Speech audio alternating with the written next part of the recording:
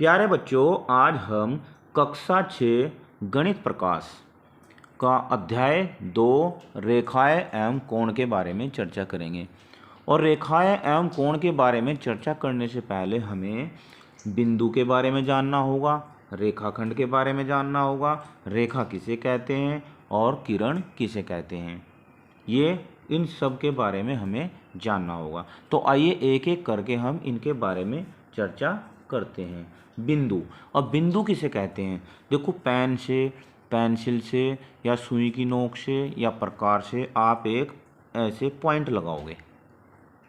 अब ये पॉइंट जो आपने लगाया, डॉट का निशान लगाया, यही बिंदु है। ठीक है। अब इस बिंदु की परिभाषा क्या होती है? यह एक बिंदु एक सटीक स्थान निर्धारित करता है, यानी एक अपना स्थान निर्धारित करता है, अपना स्थान बताता है कि मैं यहाँ पर हूँ।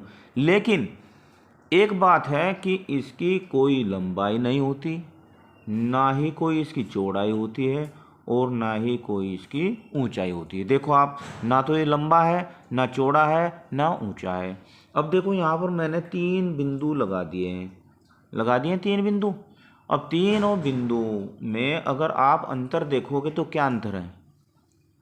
अंतर कुछ नहीं है, बस सिर्फ क्या है कि मैंने इस बिंदु पर तो Z लिख दिया, इस बिंदु पर P लिख दिया और इस बिंदु पर T लिख दिया। अब हम इन बिंदुओं को इनके अलग अलग नामों से बता सकते हैं। जैसे इस बिंदु का क्या नाम हुआ? इस बिंदु का नाम हुआ बिंदु, क्या हुआ?